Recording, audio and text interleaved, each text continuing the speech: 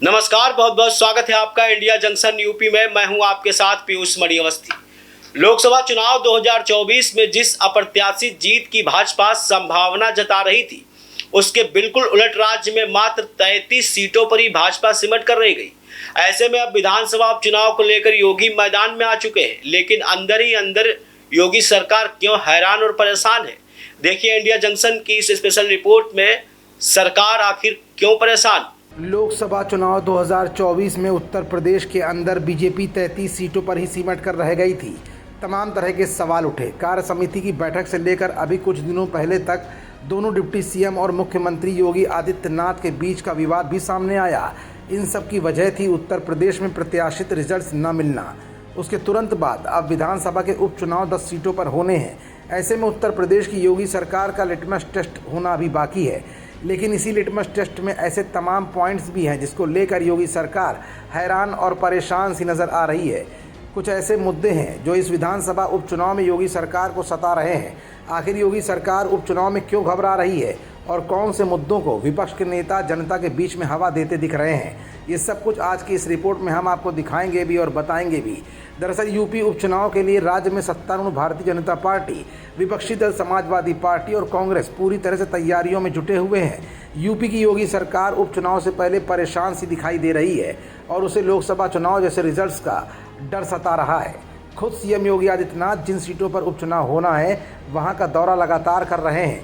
इतना ही नहीं, सीएम योगी के कुछ बयान और फैसले भी ऐसे हैं जो यूपी उपचुनाव में प्रभाव डाल सकते हैं। इसी बीच सीएम योगी ने रेस्टोरेंट्स और ढाबे पर नेम प्लेट मामले को फिर से हवा दे दी है। सीएम योगी आदित्यनाथ ने हाल ही में एक मीटिंग में साफ कर दिया कि राज्य भर में खाने पीने का सामान बेचने वाली जगहों पर संचालकों, मालिकों और मैनेजर्स का नाम पता डिस्प्ले किया जाएगा। मतलब साफ है कि यूपी में होटल और ढाबों पर नेम प्लेट अब ज़रूरी हो जाएगी। वहीं सीएम योगी ने यह भी साफ किया कि अगर ये नियम लागू करने के लिए हमें अधिनियम में बदलाव करना पड़े तो भी हम करेंगे। कांवड़ यात्रा के दौरान भी योगी के इसी तरह के फैसले पर सुप्रीम कोर्ट ने रोक लगाकर योगी सरकार को झटका दिया था। इसके अलावा सीएम योगी ने अपनी कई सभाओं में आपस में बटे तो कटे वाला बयान भी दिया है। सीएम योगी का यह बयान काफी चर्चाओं में रहा है। और राष्ट्र तब सशक्त होगा जब हम एक रहेंगे, नेक रहेंगे, तभी नेक रहेंगे। बटेंगे तो कटेंगे। सीएम योगी का यह बयान जाति कार्ड के तौर पर देखा जा रहा है। वहीं उत्तर प्रदेश में पिछले कई सालों में हुए एनकाउंटर्स का जिक्र भी हर नेता करता दिख रहा है। यूपी के एनकाउंटर्स को लेकर मीडिया रिपोर्ट्स में दावा किया गया है कि साल 2017 से लेकर 2023 के अंदर प्रदेश में कुल 183 अपराधी मारे गए हैं। वहीं यूपी एसटीएफ ने मई 2023 से 5 सितंबर 2024 तक मुठभेड़ में कुल 9 अपराधियों को मार गिराया।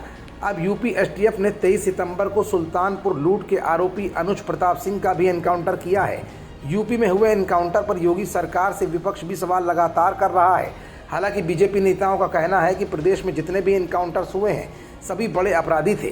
जाहिर तौर पर योगी के एक के बाद एक फैसलों के विरोध में जहां एक तरफ विपक्ष अपनी आवाज़ बुलंद करते हुए जनता को योगी के फैसलों की जानकारी दे रहा है, तो वहीं आइकॉनिक बुलडोजर के मामले में भी सुप्रीम कोर्ट ने योगी सरकार को फटकार लगाई थी। अभी कुछ ऐसे मुद्दे हैं जो कहीं सरकार के लिए विधानसभा उपचुनाव में गले की फांस न बन जाए, ये डर भी बीजेपी को अंदर ही अंदर हैरान और परेशान भी कर रहा है। खबरों से जुड़े रहने के लिए सब्सक्राइब करें हमारा चैनल इंडिया जंक्शन यूपी।